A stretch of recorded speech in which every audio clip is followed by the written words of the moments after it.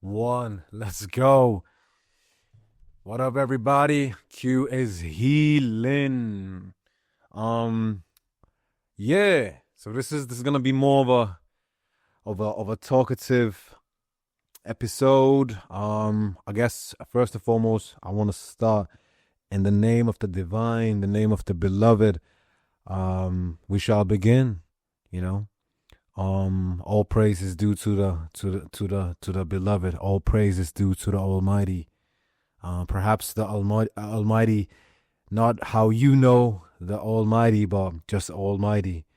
The most merciful as I've come to know, not just what institutionalized religion teaches us what this construct of God is, but what God truly is. I want to start off with that. Hold on, are we in focus? But we better not start this shit and I'm not in focus. All right, so just so y'all know, I got some shit I want to talk about today. Right? Today I'm gonna give you guys a background story, who the fuck I am, my background story, all this, a little bit of that red pill shit, and perhaps my journey. We're gonna talk about how I started healing. We're gonna talk about psychedelics. Everybody was like, "Yo, this guy needs a microphone." I got this shit. I got this shit. You know what I'm saying? So yeah, all praise be to God. Let's get it. I guess I want to start off saying thank you for all the love. Thank you for all the support. It's been absolutely incredible. I fucking love you guys. You guys are fucking awesome. All of you guys. And I'm just grateful that I'm able to use and sort of be a vessel for healing and love and truth. I want to tell you guys a little bit why I do this shit. Right. So a little bit of a background story. I was into, I've had a long journey, and I guess it's also a reflection of my spiritual journey, and I guess my journey with religion as well. When I started initially, I wasn't honestly. I came from a very traumatized background, right? Very, very trauma, a lot of trauma, and I did not acknowledge that it was trauma until I was 29, which is 29 and a half. Which is, I guess like 8 months ago or something like that, right? 9 months ago. And I never really, really acknowledged that I had a really fucked up, really traumatized childhood. I never acknowledged the amount of trauma that had been put on me, especially by, honestly, a lot of Muslims. A lot of Muslims, a lot of brown people, a lot of Muslim men specifically, a lot of different things, right? And women as well, but I think especially men. And I think my relationship to God had just been, when I was a kid, the way I was introduced to God was, I went to madrasas. For y'all that don't know, I know I've got a wide, big ass audience. We got all of God's people. We got, whether that's Muslims, non-Muslims, spiritual people, all of God's people, right?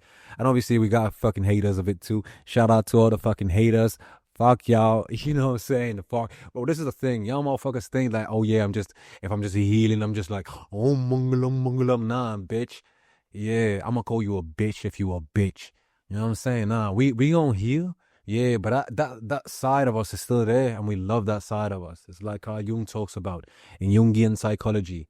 We embrace all of our fucking shadows, and trust me, this shadow that calls someone a bitch, that is still definitely there, and it's fully present. Let's fucking go. I love this shit. So yeah, the way I got introduced to Islam was really traumatic, right? It was really, really traumatic. The sense that I was introduced to Islam from the way that, as though God just hated me, right? As though that, and I think a lot of us, we are, fear. We are so much control and fear. And if you do this, and if you do things that way, and you do that, you'll go to hell. Hell. You'll go to hell, and this and that. And I was also brought up in an environment. By the way, for you guys that don't know, I'm from Copenhagen. I've got a UK background as well, but I'm born and raised in Denmark. Shout out fucking Copenhagen. And yeah, I just had a really traumatized, environment. Like when I grew up, it was really fucking traumatizing, right? And I guess alongside a lot of heavy trauma, as a matter of fact, probably some of the fucking, if I tell some stories, like I think a lot of people will start. Like, I don't give a fuck, to be fair, what people think or not. That was my shit.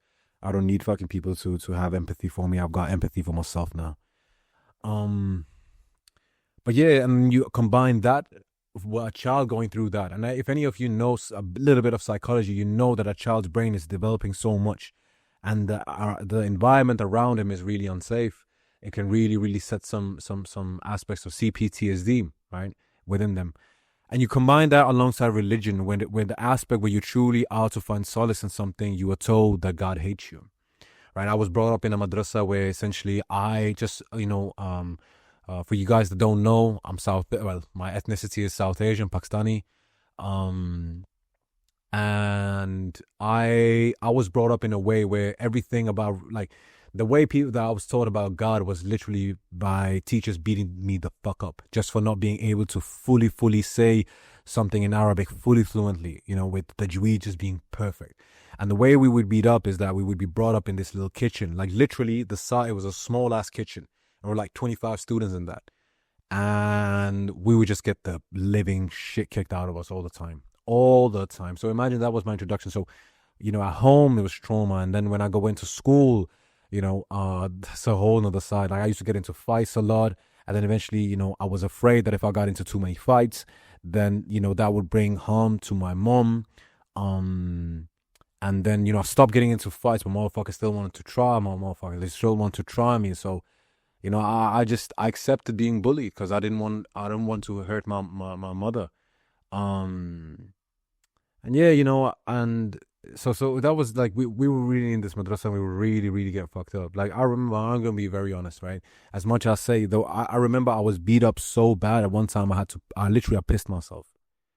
Yeah, I'm not afraid to say it because I know there's a lot of people out there like me, and there's no one talking about this shit. But yeah, that was my introduction to God, right? That apparently I need to get imagine what signal that sends to a little child, that this thing that loves you so much, you need to literally piss and urinate in front of someone, because all of these children, because you're so fucking scared. And this is how love is. This is what love is. So that's what we got told. We got told that, yeah, this is what love is. I'm gonna tell you guys something fucked up. At one time we had to literally, there was one kid, and I think she was unable to fully read, and I think she had some of a disorder, a reading disorder or something like that, most likely. And literally we all were asked to, and she got her ass kicked every single day in inhumane ways. Oh my God, I thought she was gonna die. Literally, I thought she was gonna get killed. It was horrific. And I think one of the things, the way that we got beat up was, like, one time we had to literally all stand up within this madrasa, and we all had to slap her in the face. That's what we got told by the teacher. Imagine what the fuck that sends to us. And we was told that if you don't smack her in the face, I'm gonna smack you even harder. I'm gonna hurt you. We got told crazy shit. This was our introduction to so-called love, so-called God, all these things. Like, we were introduced in that way to God, and we were told that this was normal. We were told that this is how God works. This is how the Quran. How do you expect a child to have love for God and even believe in God when you're kicking the fuck out of them and saying this is what love is? And I think when I was growing up, I did not know what love was. I did not fully understand what love was.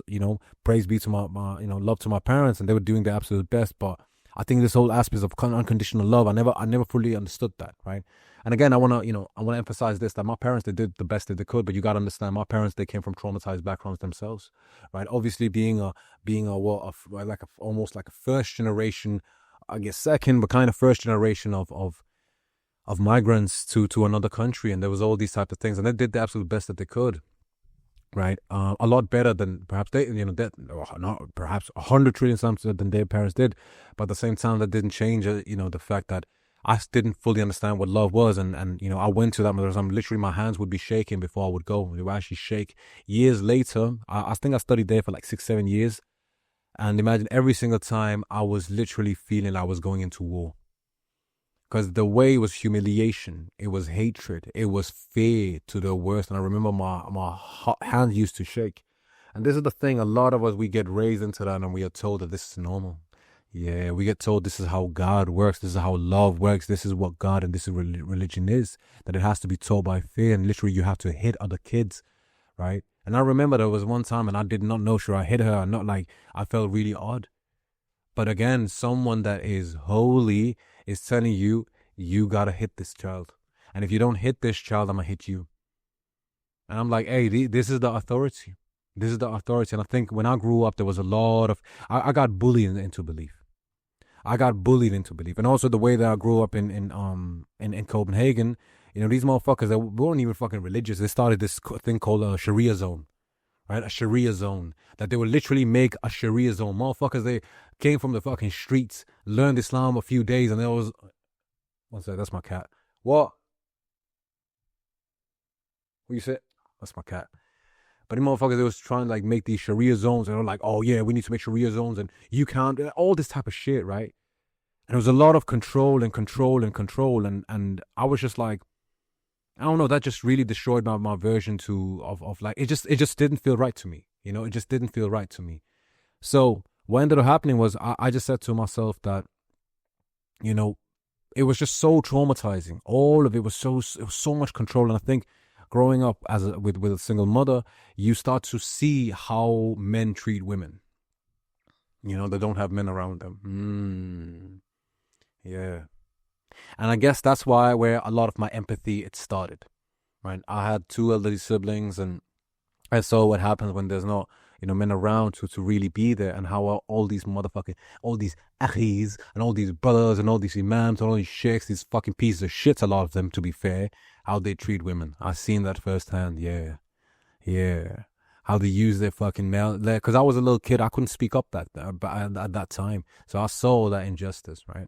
And I guess that's also one of the reasons why I'm so vocal at this point. And I guess I have a understanding for, I've got an understanding for men a lot, because obviously a man's a man, isn't it?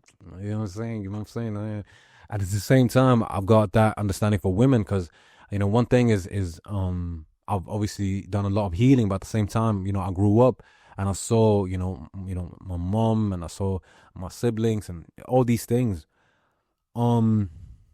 And so that was my whole thing. And I guess it was so traumatizing to one point that I became an atheist, right? Because it was so traumatizing to the fact that I was like, God literally, I felt when I was a kid that God hated my existence. I got told that God hated my existence.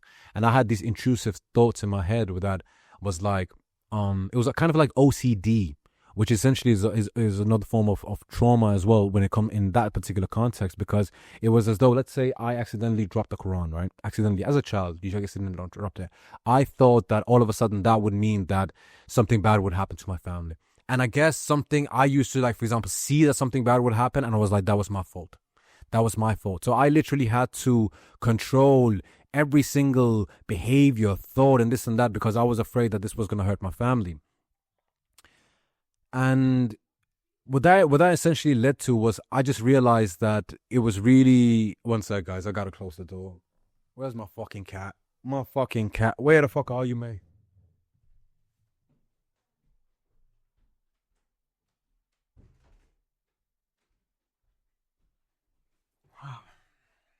Oh, my fucking cat. Oh, he always wants attention when I'm speaking to y'all. My cat always wants attention when I'm making videos. So yeah, so I got in, my whole introduction to Islam was really, really traumatic. It was a lot of control, a lot of, I guess, manipulation, a lot of fear mongering, a lot. It was all about hell and hell and hell. So I became an atheist at one point. I was like, it was so hard for me to believe in God. And also the way they made the construct of God was, I think it's Freud that speaks about that. A lot of men, what they do is that they project, unresolved trauma to God. To the sort of that, and that will realize that God always became like almost this man, this angry man that almost resembled a lot of these men, their actual father figure, which is really fascinating, right? It's really fascinating how a lot of these men that had, you can tell they've had wounded father wounds, right? Or perhaps they started projecting God in this similar light, which is... and so I became an atheist at one point, which was scary. It was really fucking scary, because at that point as a child, you think, well, if there's no, being, I think, like in 5th or 6th grade, and you're going through all this traumatic shit and all, I was suicidal. Yeah, I'm not afraid to say it. I was suicidal when I was, the first time I wanted to kill myself, I was 11. Yeah, I was 11 when I wanted to kill myself the first time. And hopefully I ain't afraid to say this shit. All right, I ain't afraid to say this shit. I was 11 when I first wanted to kill myself. And it was a lot of dark moments. And I remember I fully went away from Islam. I fully went away from religion. I was afraid that maybe there isn't a God.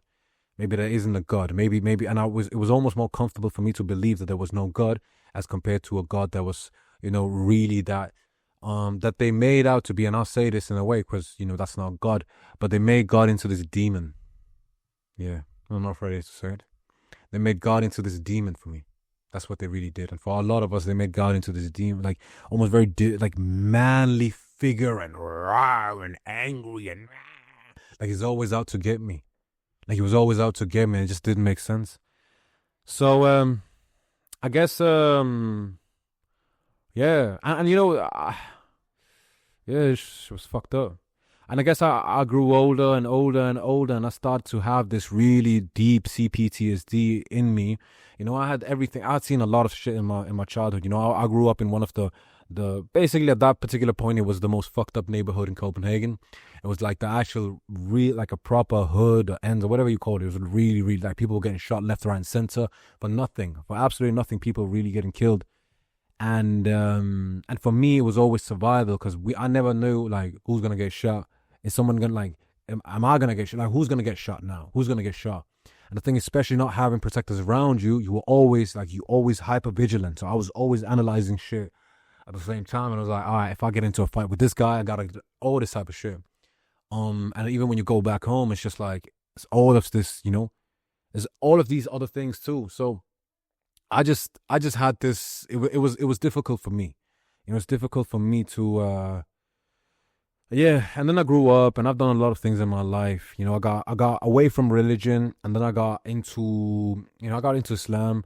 I got into Sufi Islam a bit. Then I got into Islam, but again, there was all this underlying thing. I still was running on these old programs with this like institutionalized version of Islam. I just knew there was more. I knew there was more. I was like, this can't be it. This can't be. There has to be more, and there it's impossible. So I was always curious about consciousness, about these things like law of attraction came out, and I was like, oh, this sounds fascinating. What is this? The universe? What is attraction? What is da, da, da? And there was no one that could really correlate that. They were like, well, manifestation is like dua, and it was like, okay. But it had no, and you could just hear, honestly, I'm not going to lie, a lot of these sheikhs and imam, they're actually fucking stupid. I don't give a fuck who doesn't like it. They're actually fucking stupid. And that's what I mean. I was like, bro, like, it's not talking about the same type, like, you're not fully comprehending the thing, right? Like, motherfuckers are going to say, like, oh, yeah, when you pray salah, it's equivalent to that of meditating. And, like, you have no fucking clue what meditating is, Ak. You don't know what meditating is. You don't know what it means to be mindful. Yeah, sure, having khushu in your salah, that's one thing. But actually sitting down, observing your breath and this and that, that's not the same as a spiritual act, which is that of salah, which is that of prayer. And you just saying because you don't want to do the research and da da da da, that's not on me, Aki. That's not on me. That's on you, Aki. That's because you are actually you are actually mentally handicapped. You're actually mentally handicapped that you can say, oh yeah, salah and meditation is literally the same thing. Like it baffles me that we as, when you look at the golden age of Islam and you look at all of these pioneers, we are that fucking stupid. We are that scared of actually expanding our horizons and actually thinking, hey, let's do as our ancestors, like as these great teachers did back in the day. We took a little bit from the Romans, we took some from the Persians, we took a little bit from the Indians. We took all these, and it's just like, and I just saw a lot of that. So I was, I got back into belief that there was something out there. I didn't know what it was, but it was like there's something out there. And I guess what happened from that point was, I was always like, well, God, this God that people, this construct was gonna hate, that hates me anyway. So I think I was like 21, and I've always been entrepreneurial. I've always been entrepreneurial because, we didn't come from money. We didn't come from a lot of money. My mom, and we had to struggle. We really, really struggled financially as well. So for me, it was almost like I was very, very entrepreneurial. And I had always been an entrepreneur since I was a kid. So when I grew up, I was 21 or 22. I'm a software engineer by background, yeah. And so I'm a programmer. I'm actually a nerd. I started coding when I was like 9 or 10 years old. Um, and I opened up the largest nightclub in the most popular nightclub in Denmark. Yeah, yeah. I was 21, 22 at that time. I never really stepped my foot into clubs myself, but I was just like, I just knew what a club was, and we just had, we had thrown some parties before that, and we had an investor come to us and be like, "Do you guys want to do this?" And I was like, "Fuck it, let's do it." And I was like, "Well, I'm gonna go to hell anyway, right? God hates me. Apparently, God hates me anyway, so fuck it, let's just do it." So we did, and we made it into, the biggest and most popular nightclub. It was called Medusa back in the day, named by me. Because, yeah, it was just, it was back then, back when like Versace and all that shit was popular and it was cool. So, I made that theme, the whole thing. And it was just how things came together. It was just fucking wild. And I guess in the start, it was cool. Like, imagine opening a nightclub as like a 21, 22 years old. And it's as big as we had Tiger come through. I think we had all these fucking artists. Like, in the old club, there was Drake had been there. We hadn't in the new one, but we had Tiger. We had, I think, Post Malone had been there. You had all massive, massive celebrities, right? Let alone like celebrities in Denmark. Like that shit was nothing. We're talking international, right? So we had people fly out from all types, and it was just fucking wild. And the start, it was really dope, like having the biggest nightclub and having this and that. But at the same time, there was just this sense of emptiness, right? Like we would be partying with this and that, and like I literally, I felt like I was on top of the fucking world, right? Imagine the fucking, I was still in fucking university, and at the same time I was in university, I had the fucking biggest nightclub. Believe it or not, I don't give a fuck. But this is the thing, it's like that just brought more emptiness to my heart. That brought more emptiness. I just didn't feel good of that. I didn't like it. I just felt really, really dirty. Also because I had to hide that shit from my family, right? So my family is like, be proper religious. My dad's side really, really like, my dad's side is very, very like a very, alhamdulillah, a very highly respected, like a lot of highly respected men, within the Islamic community in Denmark, just in general. Not even in Denmark, actually, even in the UK and around the world and Pakistan, and very, very high respect. And they're very, they're awesome people at the same time. But yeah, it was just, and my mom obviously was praying and all these things. And for me, it was just really crazy because it was just, I don't know, it's just, yeah, it just didn't feel good. It didn't feel good to me to be doing this shit and whatever. So when I grew up, it was just, I don't know, I just felt weird and just felt so empty, when I had this nightclub. And basically, I ended up selling that. I didn't sell that club. I ran away from the fucking club and all of the people that were working with me. I just ran away from that shit. I literally ran away from that shit. I was like, yeah, I'm not going to do this shit anymore. I'm done with this shit. Fuck this shit. And then I ended up in a depression. And I ended up in such a bad depression that I was actually, I was fully sort of suicidal at that point. Like I was just like, yeah, I'm gonna finish this, right? I was like, yeah, I'm gonna finish this. And I think that time was really dark. It was really dark in my life because also financially, I just left everything. I didn't have shit to my name. I didn't have money to my name. And this is not to say to anyone, oh yeah, boo hoo, this and that. With all due respect, I do not need your empathy. I have my own empathy now. Respectfully, right? I'm sharing this to someone maybe that's going through a dark time right now. I don't need your fucking empathy, like to other people's empathy, but maybe there's someone going through a dark time right now. It's just to tell them, look, if I could make it, you can make it, right? There's all this idea that we gotta kill ourselves. No, look, maybe we don't want to kill ourselves. Maybe we just want to kill that version, the current version of ourselves, right? And I guess there's nothing wrong with killing that current version of ourselves, but that doesn't mean that we need to kill ourselves. Right? Maybe we're just tired of this particular version that we have been put on by all these motherfuckers and put this mask on and all this type of shit. So, oh my God, that was basically me. And I guess a lot of the shit, when from relationships and all these things, just betrayal I had seen in my life, I became more toxic. Right? I became more toxic in the sense that I started to justify religion I started to become more and more toxic. Like when I came out of depression, I was like, okay, I need to find God. And the only way to find God I saw was just like, okay, I gotta go hardcore into Islam. And what Islam was for me was institutionalized Islam, which is like what all of these motherfuckers are, like, just the institutionalized version. What is, and you know, I guess you have the institutionalized version of Christianity, and it's just very institutionalized, right? And I'll be speaking so much about institutionalized religion, and how I personally, in my understanding, in my belief, how it really, really turns people away from the true essence of who God is. I got out of that, and you know, I guess I was so much on this other side of the spectrum, and I had a lot of betrayal. I don't want to talk too much about it, but I had a lot of betrayal in my life too. I was really, really hurt from a lot of pain, a lot of betrayal I had with people that I believe was gonna be there for the rest of my life, and you know, and all this type of shit. And what ended up happening was I became very, toxic. All of this trauma had just lead to a lot of toxicity. So, you know, there was a part of my life where essentially I would actually, you know, I had a short mustache, I had a long beard, I was actually bald as well. Right, this is not a hair transplant, by the way. I actually chose to be bald because, you know, I wanted that Aki look. Like I wanted that Aki look, and I went out with a kufi and, you know, a thobe, and I was like all this, and I was listening to all of, you know, all of these Dawa bros that you guys talk about. I've listened to all of them. That's why I can roast the fuck out of them. That's why I can call them bitches. Not all of them, but I can call a lot of these Dawa bros and all that because I see through their bullshit. I see what type of fucking they're speaking to guys with fucking wounds, and they're just exploiting their wounds. Fucking little demons, just to get more control, just to get more power, right? And I know a lot of men that are in that position. I know so many men that have been speaking to me, you know, and then sharing their fucking stories, and all of us, we've fucking been brainwashed, right?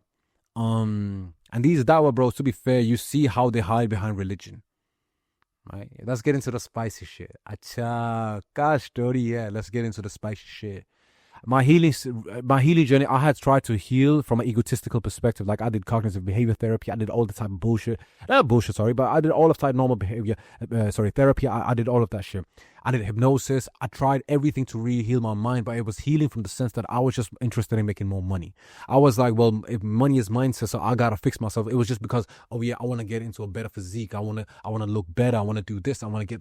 It was from a very egocentric mindset, and she was cool and this and that. And I think I was about 29. I was like, yeah, I'm actually gonna kill myself at that point because I was just battling through a lot of heavy shit.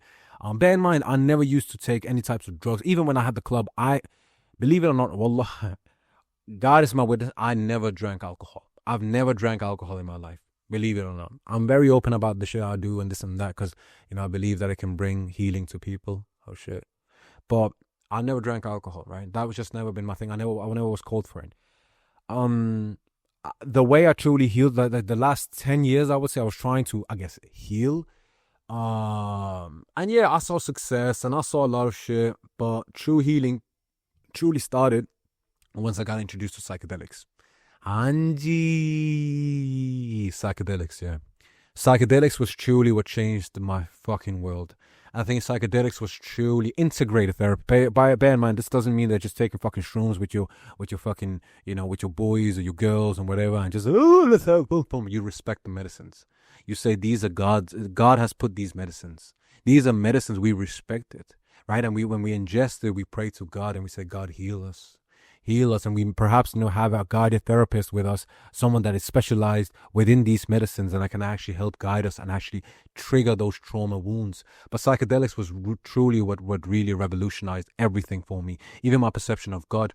I realized as of last year, especially, that I had so many wounds around God, and I had to change my entire perception of God. There's a book called The Map of Consciousness with, I think, Dr. David Hawkins. I can't remember his name. But he's absolutely incredible, and he's basically done so much research where essentially he says that your perception of God, how you view God, essentially changes your external reality. So when you are living in a state of fear, right, your frequency, if we call that, your frequency is a state of fear or guilt or shame, which a lot of institutionalized religion is the institutionalized version of Islam. Also, like a lot of these imams and sheikhs, what they preach is based a lot on these vibrations: fear, shame, guilt, Why? Because it's easier to control. It's a lot easier to control someone when you are down here. That's why they can fearmonger you. That's why they can bully you. That's why haram. That's so they can control you, essentially. And when you view life from that particular point, you also start to, and then you see God as more of this fearful, or perhaps judgmental and hate. That's why the question which I ask sometimes people, who is God to you? How do you view God? And people say, oh, the most merciful. Why? And sometimes it is. They will answer just like I did, because we are afraid of saying anything else. We say, if we say anything else, fuck man, we're just going to go to hell.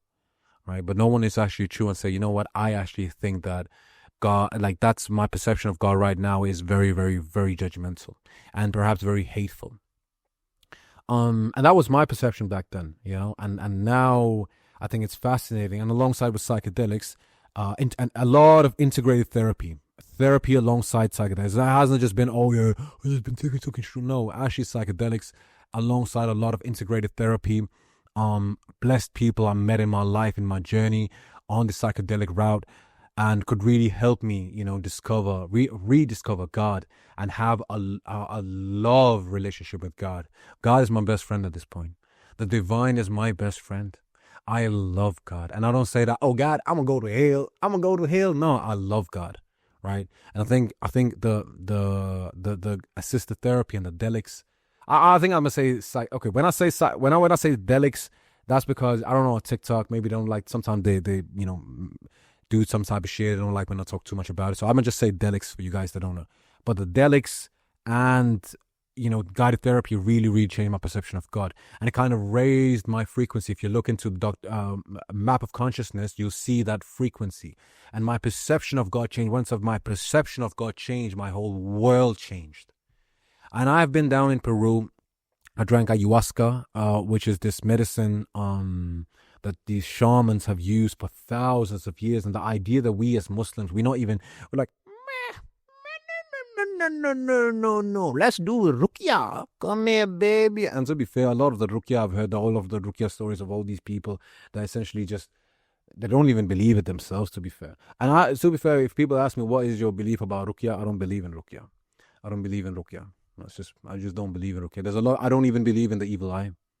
It never made sense to me. It never made sense to me why people that are Muslims, supposedly, it's almost like the placebo effect. They get hurt by the so-called evil eye, because they give it power. And you have, when, let's assume that you get a new job, right? There's fucking hundreds of millions of non-Muslims that are getting all types of success in different types of ways. How come they're not hit by this? And I always ask these questions to the sheikhs and imams, because basically I grew up in the mosques, right? And I was always around the mosques and that. No one could answer me. And they would always try to come with an answer here and that, but none of it actually made sense. Until actually, alongside with my introduction to these plant meds, I was also introduced to a new teacher of mine, who back then I would never get him back then, but Mufti Abu Layth have fully transformed my relationship to Islam. And I would say that I consider myself a true Muslim due to the teaching and the love of Mufti Abu Layth. If it wasn't for him and his curious approach and his approach to critical thinking, and him being able to, even aspect of Sahih Bukhari, to say, look, it's not that we reject all hadith, but no, there are holes in Sahih Bukhari, and just being honest, just looking at the facts of it, there's a lot of holes in Sahih Bukhari as well. So all of these things were just, Mufti Abu Layth truly made my iman really, really strong. Because I think when I was going through this very, I guess it was red pill moment, because Andrew Tate, sorry, by the way, if I'm jumping a lot in the story, but fuck it, that's just how I talk. Too bad. But I think when I saw people like Andrew Tate, or these fucking da'wah bros, this and that, they essentially I had wounds, and I would finally feel like I got a voice for these wounds.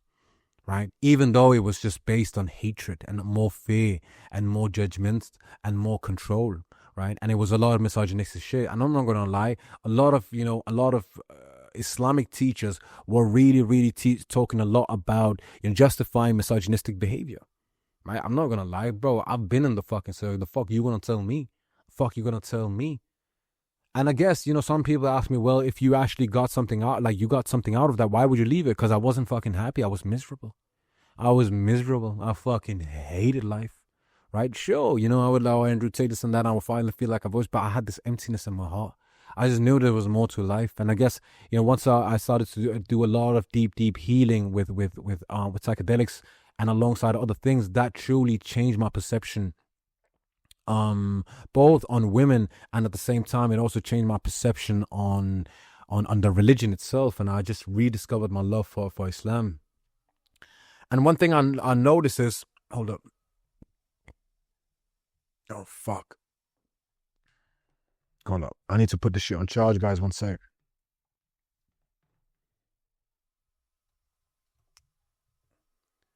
Oh, fuck. I hope my fucking... Oh, yeah. Hopefully it doesn't die out. So essentially what had happened was the way I was introduced to one of these things, I just got some notes here that I want to just talk about so I don't end up waffling about too many other things. But I think one of the things that I really want to talk about is I've noticed while I was in this red pill stage, where essentially, and I saw these Dawah bros, and I would be like, oh yeah, feminism and women are like this and women are like that. But I used to be that. I used to be like, oh fuck this feminism shit, fuck blah blah blah blah, and this and that. Bear in mind, even though I came from a place where I had seen how women were actually abused, I still was like, oh yeah, because I was still wounded, right? I was still wounded. And I had pain, I was suffering, and now, it was just one thing I noticed. How all these fucking Dawah bros is how they actually used Islam to hide, and none of us actually used it to grow. Really, it was all to hide our small little egos. We used Islam to justify our misogynistic behavior. We used Islam to justify why we could be toxic. We would use hadith to justify our toxic behavior. And now I think about it, and I think how many women have been hurt, how many women's faith have been hurt because men would justify, oh my god, this is fucking evil. Oh my god, and you fuckers don't even realize, all you red pill Dawah bros, you fucking don't realize what evil you're doing. You are coming between her relationship and the divines because you are misogynistic piece of shit that don't want to heal. You don't want to look at the truth. Oh my god, you fucking piece of shit. There's so many of these Dawah bros. I look at them, and honestly, and all types of men, to be fair. The entire red pill industry, I've been in that shit. Hustle, make money, make more money. Bigger, entrepreneur. Yeah. All this type of bullshit is emptiness. It's fucking emptiness. But the way, I'm not gonna lie, all these Dawah bros and imams and all these motherfuckers were fucking dick on Andrew Tate. I'm sorry for anyone listening and they find like, oh, what the fuck did he just say? Sorry, RDG. But I'm gonna tell you like it is. I speak like this because I'm not afraid of these motherfuckers. Because these motherfuckers come in between people's relationships to the divine. How fucking dare you, you little fucking cunt? Just because you're fucking afraid? Are you afraid to heal? Are you afraid to look into your little demons? Yeah, you little fucking cunt. Yeah, I used to be afraid too, bitch. But yeah, we started to grow. Some of us, we actually young, man. Some of us actually do have a fear to the divine. Some of us do actually have fear to the divine. Sure, sometimes I fuck up too. But at the same time, I'm not. If I fucked up back then, right? If I did some shit now, at least I'm gonna make it up. At least I'm gonna make it up. At least I'm gonna speak up. I must speak haqq. I must speak fucking truth. And all you motherfuckers out here fucking hiding behind and all of your fucking little videos talking shit about women and and all you motherfuckers also dissing women in the fucking comment section, this and that. Wallahi, I had this joke once. I was like, I was telling one of my boys, I was like, go on to one Islamic video that a sister posts and see if you always find a negative comment. You always find someone critiquing her. You fucking piece of shit. You know what that comment? Read a little bit about psychology, bitch. Go actually read about psychology. The reason why you have this need to constantly diss women in the comment section is literally because you have control issues. You got this essence of like, you're so fucking miserable, B. Go read about your behavior, but you don't want to. You don't want to. You want to say, oh, this is the way of the Salaf. This is how we do it. This is how we do it. No, it does not. It's your interpretation of it. I think it was Ibn Arabi that says something to the effect of that even when you read the Quran, as you sort of spiritually evolve, you start to have new understandings of the Quran as well, and that's how you actually understand it, right?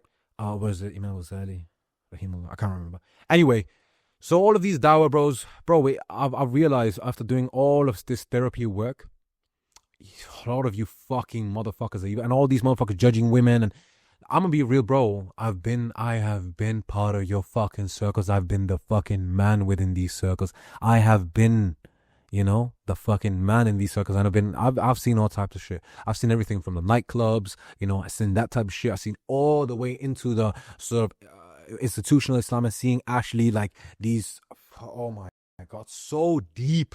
I went so deep, bro. I was part of the fucking committee. Oh, I've been there, bro. And I know we don't say it out loud, but we know how we view them, right? Yeah, deep down. And this is what I mean. There's so much hatred.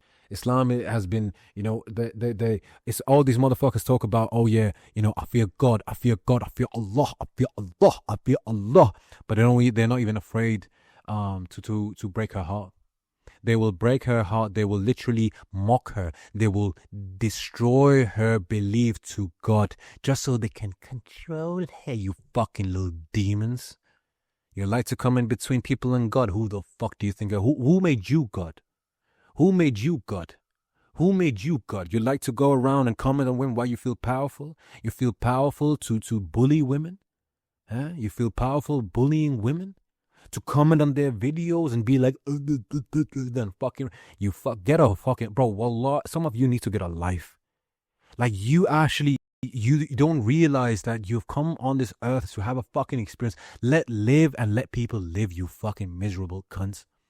There's so many women that have told me this, that they have ran away from the religion because of all this fucking hate.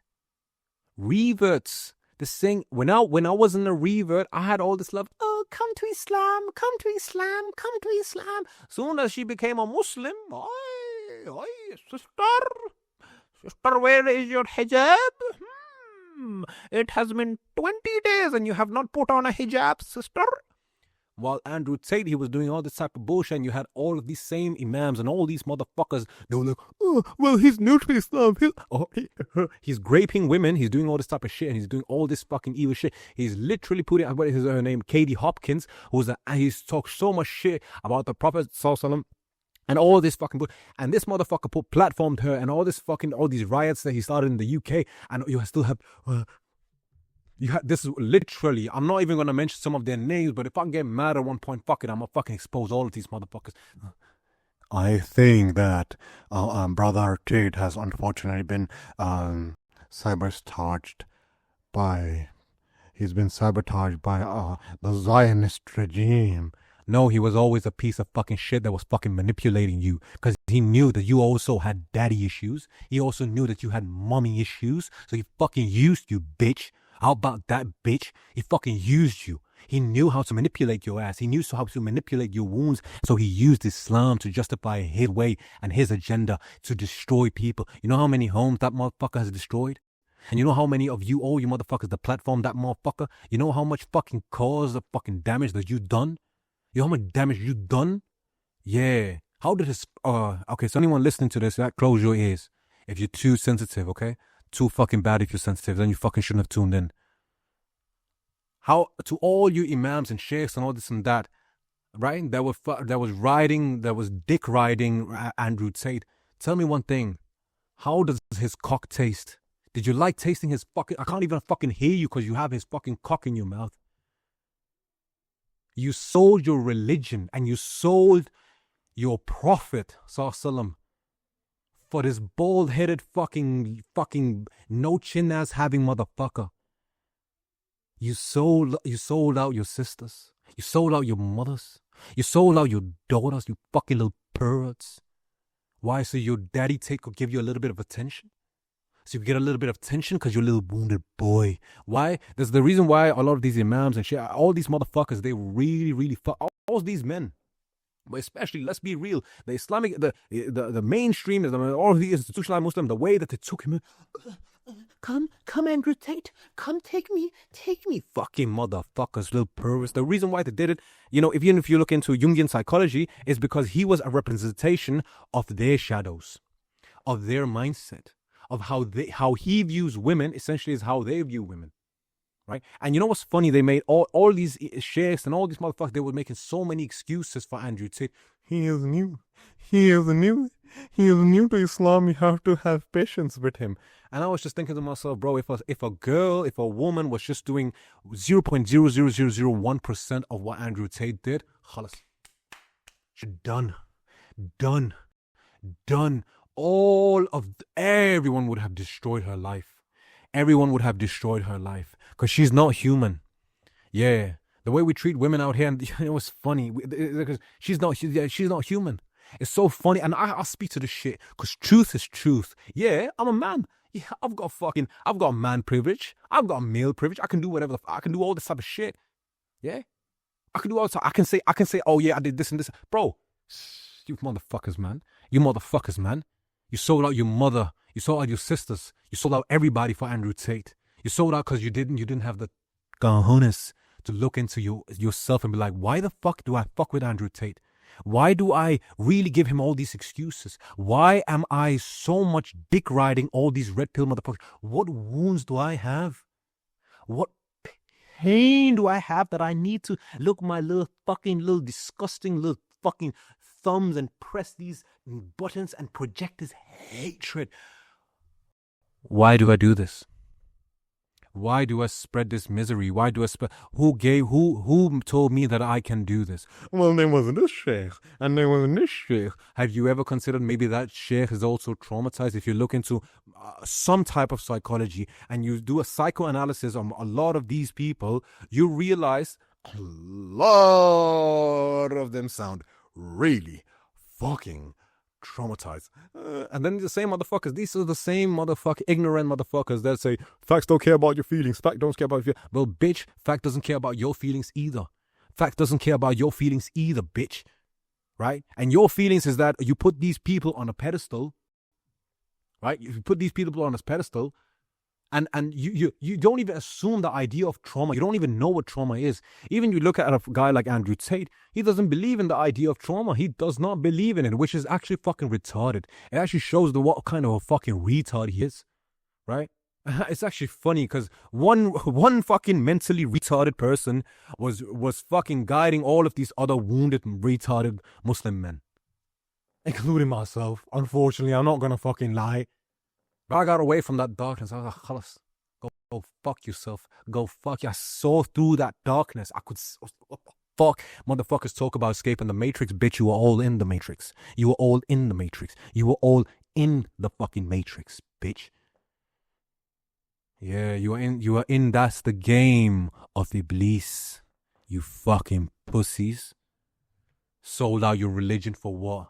For what? Because you didn't want to look into the wounds? I thought the biggest form of jihad was that against your own ego.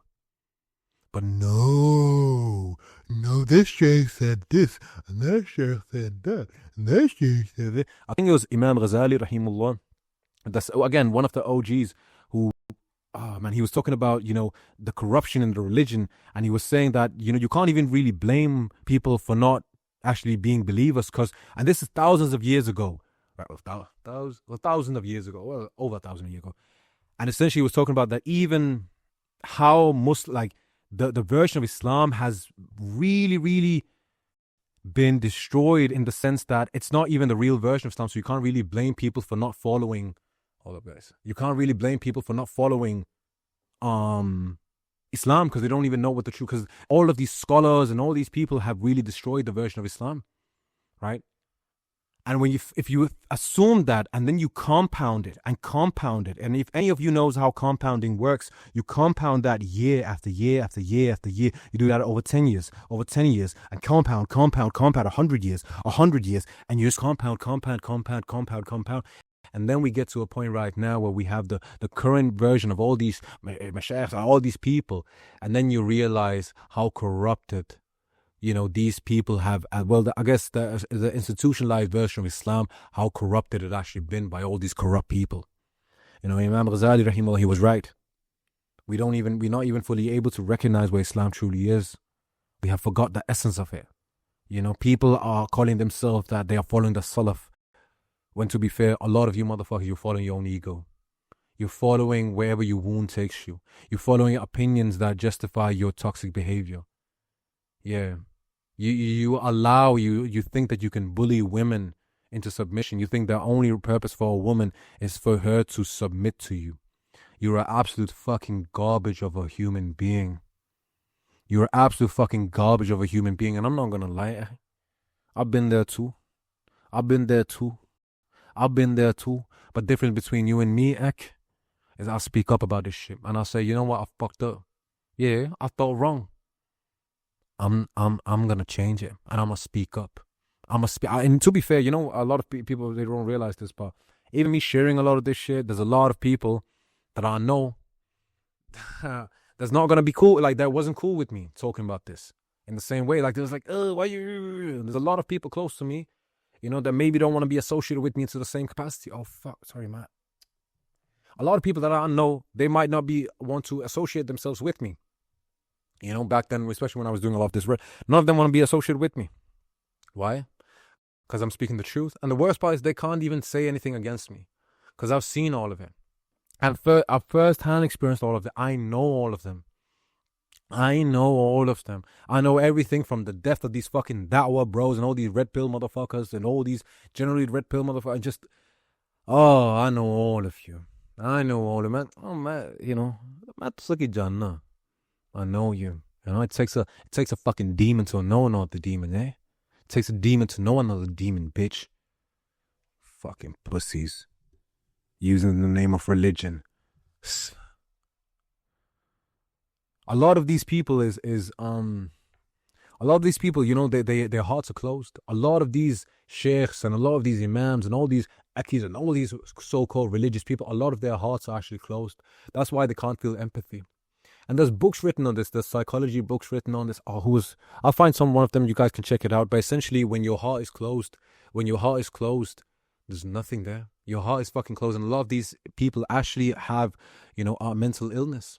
A lot of so-called religious men have a mental illness, and that's why they go after women, right? Because it's an easy prey, it's an easy target. It's easy for them to put them down. And that's why a lot of these religious men, they'll put women down, and they'll memorize hadith, and they'll do this and that just to put them down. You know, when in reality, they have a mental illness. These men, they have mental illnesses, and they won't admit to it because they're pussies.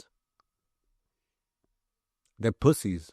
They won't admit to it. Because looking into that dark shit, it's a little scary. Looking into your dark little corners of your mind, of darkness of your heart, the ancestral trauma. Yeah, that shit is dark, innit, boy? It's easy to pick on women, innit, boy? It's easy to pick on women, isn't it, boy? And look into that dark shit, huh? Yeah, fucking pussies like to and destroy the relationship that people have with the divine. Nothing more than a demon, are you? You're a little demon. A little demon. A little demon. A little fucking demon. A little fucking demon. Bitch. Fuck you think this is, man? These fucking... I get... A lot of these men I've noticed is that they... And that's, I guess, with a lot of us, is we learn... A lot of us, we learn that we need to suppress our trauma as men. So as much as I hate these motherfuckers, is that I can recognize myself in a lot of them. Well, not the miserable motherfuckers that fucking comment on women, this and that. I guess I never did that shit, and I'm so glad I don't know anyone that does that shit, because that shit for me, like, I mean, if you actually are commenting on women's videos and you're writing verses in your hadith, you really need to get yourself a fucking life. Like, wallahi, you are projecting so much. Like, this is the funny thing. I've learned once I've done all the psychology, where I can see when you guys are projecting.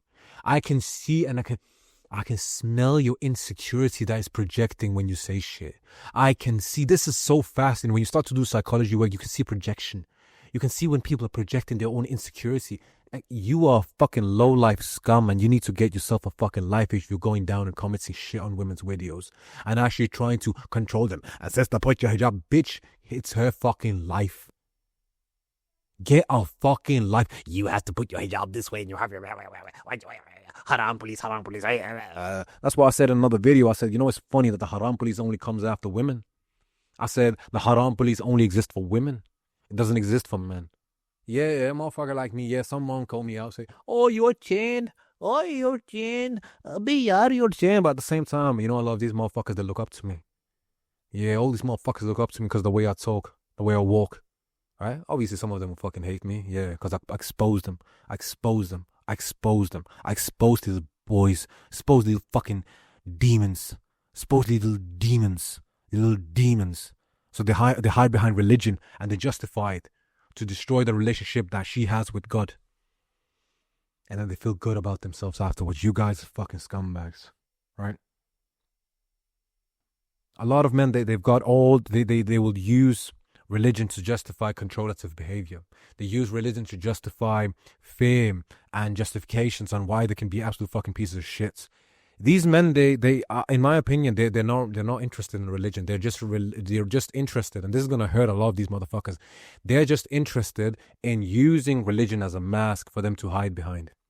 They use religion as a mask to hide behind, so they don't have to look at themselves. Because honestly, if it wasn't for this version of the religions, they would actually be absolute fucking losers. Absolute fucking losers. Like, actual fucking piece of shit. And they believe that religion is the only thing that actually gives them status. And the religion, in the sense that the interpretation that has been from a lot of really, really traumatized other men, they have used that. And essentially, they have allowed themselves to say, okay, khalas, yeah, I can be a piece of shit scumbag. I don't need to heal my trauma. I don't need to heal my pain. I don't need to heal this shit. I can just justify it. I can just justify, my toxic behavior because I'm a qawwam. Only motherfuckers use the word qawwam. You don't even know what that shit means, B. You don't even know what it means. Yeah, you're only a qawwam when it is that you have to be the boss. When you have to act like, oh, I'm the man, I'm the boss, I'm the boss, I'm the boss. What about when it is that you have to give space to her emotions, No qawwam over you, bitch. No qawwam over you, is there? No qawwam over you. When you have to give emotional presence to your wife, you have to be there, yeah? When you have to be there for her emotions, when she's crying, when she's sitting there sad. Nah, what are you doing? What are you doing, Aki? What are you doing? What are you doing? Yeah? Are you jacking off to fucking Andrew Tate, aren't you? Aren't you? Aren't you? Aren't you? When she needs emotional, and then you say, I'm the qawwam. You run away from her emotions because you haven't sat with your own fucking emotions. You don't know what it is to feel. You can only think. You know what's funny is a lot of you motherfuckers, I've noticed a lot of people that are very intellectual fucking Allah maaf kare. A lot of you motherfuckers, they are very much up in your head. You're not in your heart. You're not in your heart, and you see the same tendencies in a lot of atheists. A lot of people that, well, to be fair, you also see it in very, very extreme versions of religion and so on. Is that all these people are very much up in their head. Their hearts are totally closed. And that's why for me, the way I think I judge people is based on their heart. Beforehand, I really used to judge people based on how much money they made. I used to judge people on how much success they had, on how clever they were. At this point, I'm trying to judge people based on how open their heart is. I try not to judge people because everyone has their journey, but to be fair, we fucking human. I judge you motherfuckers too. You guys judge me like, oh, why does he have this? Why does he have fucking nose ring? Why the fuck does he, like, you know what I'm saying? Why does his beard look like? That's fair. You have the right to do that. Just the same right that I have to say to a lot of you motherfuckers that you're really fucking traumatized. And you use religion to justify your toxic behavior, especially towards women, right? You want to talk about sabr, but it's only when she has to do sabr, not when you have to keep sabr. How are you going to talk about being a qawwam? Why are you going to talk about being the man when it is you can't even control your temper, B? Are you going to talk about being a man when you can't even control your temper, B? How are you going to talk about her religion when literally your entire search history of Pornhub is just porn? You can't even get out of that. You can't even get out of that, and then you have the right, because you feel this disgust with yourself, so you need to project that onto women. Look, just because you've been searching a lot of fucked up shit on the internet doesn't mean all of us have been searching a lot of fucked up things on the internet. That's an addiction on you, baby. You have an addiction, baby. You have an addiction to viewing naked people, and then afterwards you project that onto women. Go fuck yourself, quite frankly. Go fuck yourself, man. A lot of these men, they really don't want to, look, a lot of Muslim men, they don't want a woman. They don't want a wife. They just want a slave that maybe has a hijab on. That's really what they're looking for. Honestly. Why not say it? Say it like it is. Say it like you want a slave. You want a slave that shuts the fuck up. She doesn't do shit. You love the parts of her that stay quiet. You don't love the part of her that expresses herself. You don't love the part that feels. You don't part that needs comfort. You don't love all those parts. Literally, a lot of you men are actually gay, I think. A lot of you men that don't even, well, sure, some of you are actually emotionally handicapped. But a lot of you, maybe you're gay or you're emotionally handicapped. I don't know what the fuck is wrong with you. But to be fair, something is definitely going on there. Something is definitely going there. There are a lot of you just looking for a wife that essentially shuts the fuck up. That doesn't say anything, doesn't do anything, and she just exists. And then you go around saying, my wife is not feminine. My wife is not feminine. My wife is not feminine. Bitch, when was the last time that you gave your wife anything to be feminine about? When was the last time that you were romantic? When was the last time that you were sweet to her? When was the last time that you showed comfort? When was the last time that she felt she felt okay in your presence? No, you ain't done that. You ain't done that. You're just looking for the next thing because you compare your wife to other people's wives, and you're like, oh well, this person has a submissive wife. This is how a lot of Muslim men they look at how good a woman is. It's usually by the subject, does she allow me to have 4 wives? I said it. A lot of Muslim men, they judge a woman and basically how good she is based on the fact whether she'll allow you to have 4 wives or not. And sure, someone can say, well, that's my haqq. That's my haqq. I deserve to have. Well, I'm going to be honest with you. A lot of you fucking piece of shit, you can't even emotionally handle 1 woman. How the fuck are you going to handle 4? Huh? You can't even emotionally handle 1 woman. The only reason why you want 4 wives is because you basically, you have this fantasy. And usually a lot of you, you think, oh, well, men are polygamous by nature. Well, there's studies out there that show, yeah, sure, some men are. We love to spread our genes. But the same studies are also showing that a lot of women also want to spread their genes. What do you say about that? A lot of you have this idea because, we look at, subconsciously, we look at men that have multiple women as someone with high status. And that's why Andrew Tate got so much love by all these imams and sheikhs and all these fucking pieces, all these red pill motherfuckers and fucking da'wah bros and all this. Because he was projecting, he was a reflection. He was a fucking reflection of what they really wanted, which was status and all of their desires with all of his women. They really want that deep down. I believe that a lot of you can't even satisfy 1 woman. And I'll say it like it is. You can't even satisfy 1 woman emotionally. Emotionally, you can't even satisfy 1 woman. How are you going to satisfy 4? How are you going to satisfy more? Sure, you've seen, well, in this country, I know this, and he had 2 wives, and they shut the fuck up. Well, they were probably traumatized women. Probably like, do you maybe see motherfuckers that got 3 wives and stuff? Sure, maybe he's a fucking sick, whatever, and whatever. But a lot of it is women. I've spoken to women that are 3rd wives and 2nd wives, this and that. A lot of these women, they don't even have a voice. Can't even speak up for themselves. And a lot of Muslim men, they love that. They love when a woman can't speak up for herself. And I used to be the same way when I used to say, look, when a woman couldn't, astaghfirullah. Oh, astaghfirullah. Astaghfirullah. Astaghfirullah. Oh my God, astaghfirullah. I'm just realizing, astaghfirullah. Wallahi, like some of you say you fear God, but you don't fear God. Astaghfirullah. Because astaghfirullah. I used to be, fuck. Oh my God, I'm actually embarrassed to say this. Wallahi, and you go around your platforms talking about this shit. How fucking dare you? Well, khalas, that's up to you. Do your thing. But you know what damage you're causing, bitch? You know what fucking damage you're causing, bitch? But spreading all this hatred. You know how many women are actually out there and they don't have a voice for themselves and they think that this is what God wants and they submit to themselves. Oh, you are fucking psychopaths. And to be fair, this whole idea of, I'll now make another separate video. I think Mufti Abu Layth does a beautiful job on speaking on institutionalized religion. And that has also allowed me to break free from this mainstream belief of Islam, to be fair, which a lot of I could use to justify my behavior. And there was a lot of things that I learned that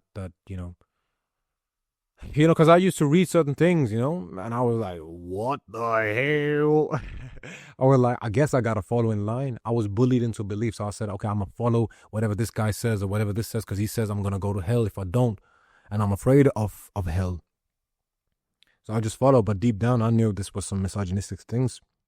So I guess in my essence, when I was able to escape and I was trying to heal myself, I was able to find the true version of what I believe Islam is, right? And I'm very, very grateful to have found Mufti Abu Layth to guide me back on the true path of God. And this is the part of healing and love I'm trying to spread right now.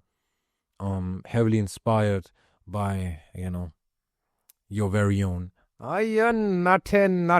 Look, Mufti had Monday nights with Mufti Abu Layth. Shit, we got Q is healing in this bitch now. And plus, I'm a little bit more aggressive than him. Yeah, I love Mufti, but I'm a little bit more aggressive than Mufti, yeah? I love Mufti. He's my teacher. I fucking love that guy. Oh man. When I relearned Islam via him, it was incredible. Right.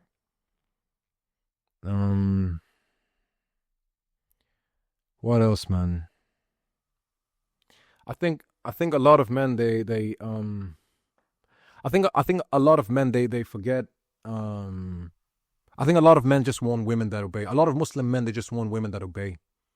They don't care about anything else. For them, it's all about if you obey, you're a good woman. If you don't obey, you're a bad woman, which is absolutely fucking insane. It's actually so misogynistic. And these people will actually go to the length. And I've seen someone say something like, "Oh, I must be an agent." I'm like, you fucking piece of shit. What a fucking piece of shit thing to say. Just because I say have empathy for your wife, be romantic with your wife, love your wife, have some empathy for these women.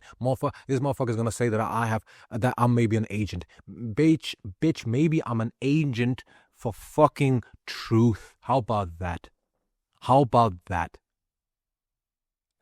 I'm an agent. What a fucking cunt thing to say. I'm just saying, look, this is how you know how we fucked as men. We're so how fucked women have it. I say I'm happy to be a man.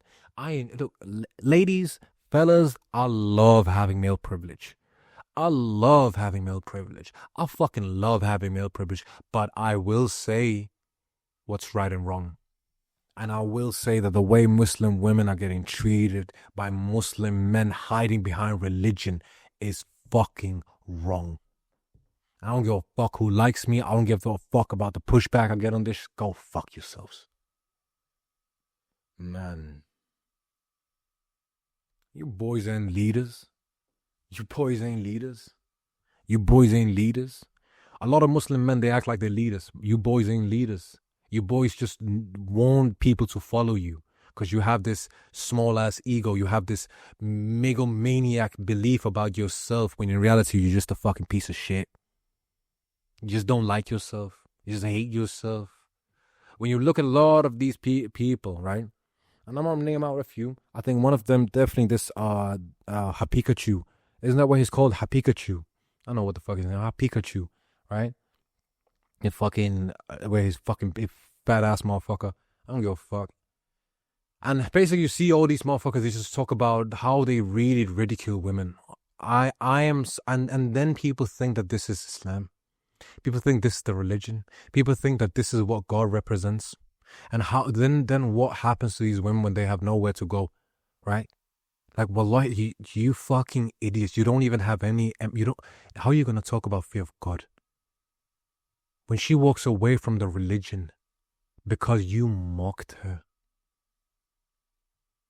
How fucking dare you? Because you constantly judged her. And this is what a lot of men, maybe some men will come, well, you are judging us. I'm calling you out, B. Because I know there's light in a lot of you. I know there's light in all of us. I believe that we are beautiful beings. I believe in the beauty in all of you. Even these motherfuckers that I hate, I know there's so much demonic shit around them. All these Dawah bros and red pill bros. I know there's all this demonic shit around them that they can't even see. There's so much demonic shit that's happening and the justifications of it that they can't even see through it. But the truth of the matter is, man, I believe we all have light. I believe we all have light. And I hope this is to the men to wake up, start healing. And if this turns you away from institutionalized Islam and opens your horizon up of what Islam maybe can be and is, maybe, well, okay. Okay. Oh my God, man. All these men already are jihad. You can't even battle your own ego. You can't even battle your own ego and you're talking about jihad. All you motherfuckers were just, I want to die in the name of God. I want to die in the name of God. You don't even want to live in the name of God. Huh? It's easier to die in the name of God. That's just, And all you Muslim men that just want to die in the name of God, that's easy. You do that quick. How about living in the name of God? How about living in a place of worship, of service? Not service of, I am the haram police. I will tell you what to do. Ha ha, sister, put on your hijab. Ha ha ha, look at her, look at her. No, you fucking bitch. Be of service to people. Spread love, spread kindness, spread healing, spread goodness. Yeah. I gotta tell you, I gotta talk to you motherfuckers sometimes this type of way because some of you don't understand it otherwise. Some of you don't understand it otherwise. I gotta put some of you in your fucking place. Treat your family better. Treat your daughters better. Treat your mother better. Treat your sisters better. Treat your wife better. Treat yourself better, bro. Treat yourself better, man. Treat yourself better. All of you have such an unworthiness issue, man. You guys don't believe that you're enough, so you have to use religion to make you enough. In the sense that you don't believe that you're good enough. A lot of Muslim men don't believe that they're good enough. And that's why they project their insecurities on something that is easy to control, women. Right? And it's funny, like when you step out of like these Muslim circles, you start and you look out and you start to look at it from the outside. You're like, what the fuck is wrong with these fucking people? What the fuck is wrong with these people? What fucking weirdos? What fucking weirdos? And I guess that happens to me a lot. Right? And that's because a lot of you have suppressed trauma. A lot of Muslim men have so much suppressed trauma, just like me, right? We told you just suck it up. We're told to not have emotion. We're told to just, believe that, oh yeah, men don't cry and men don't this and men don't that and you gotta, whatever and battle through it and then this and that. Sure, that's why your heart don't heal, bro. And when your heart don't heal, I feel that you can't get closer to God. I feel that that's why you have made these projections of God, of God has hands and God has feet and God has what? How do you like? Look, when I used to my perception of God, right? According to when I was going through and I've gone to all types of mosques, like all types, right? I was really trying to find my way, and they've made as though that Allah is a separate God from God. Does that make sense? And you hear this to a lot of people. Hey, they don't worship your God, you fucking piece of shit. No.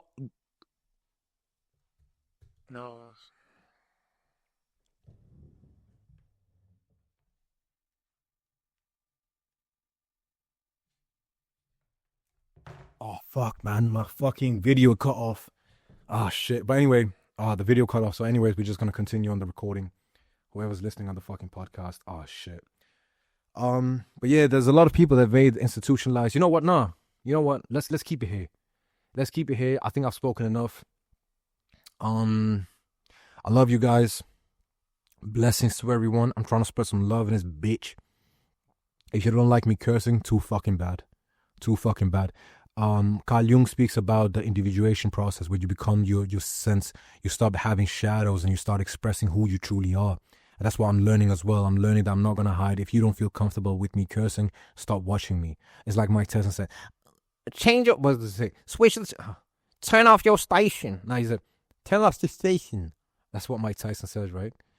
So turn off your station. If you don't like me talking this way, sure, I'm not meant for you. But if you like me talking like this, I'm real, this and that, cool. Maybe you're my people, right? Maybe you're from my tribe. Maybe your tribe. Maybe my vibe attracts, what do they say? Your vibe attracts your tribe. So maybe you are part of my tribe. If you like how I speak real, I speak what's on my mind. I speak what I feel. I speak what's on my heart. I've got a big ass heart and I speak what's on it.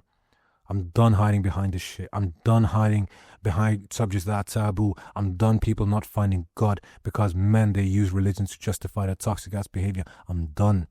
And I'm done with men not healing. I'm done with men not wanting to heal. I'm done with men not believing that they're good enough. I'm done with men not believing that they're worthy. I'm done with men not believing that they can heal. Because, bro, we can fucking heal. You are king when you heal. You guys ever seen Lion King? When you look at Mufasa and you look at Scar, that's essentially the archetypes that Carl Jung speaks about, which is the tyrant, which is Scar, right? That's the unhealed version. That's the unhealed man. And then you have Mufasa, who essentially is, or Simba, who is the healed king, right? And you see what Scar does. Scar, all he does is he takes. That's all these Muslim men, they take, right? They destroy.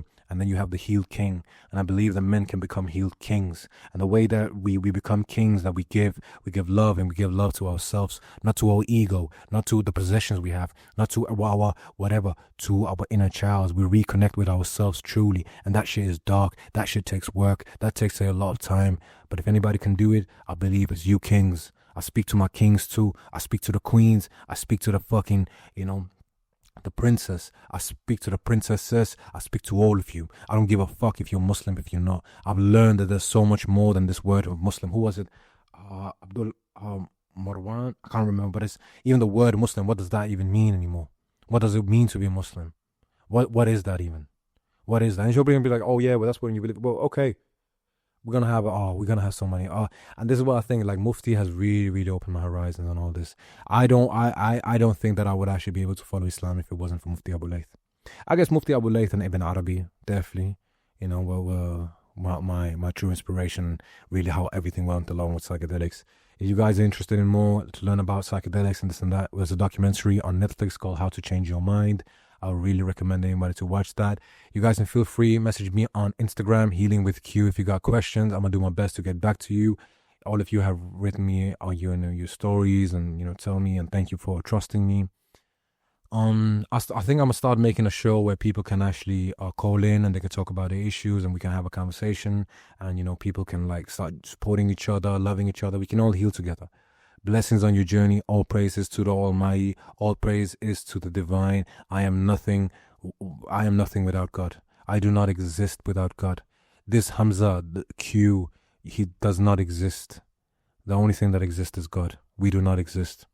Our egos make us think that we exist. The only thing that is truth is God. All praise be to the Almighty. All praise be to the Almighty. All praise be to the Divine. All praise be to God. Peace out.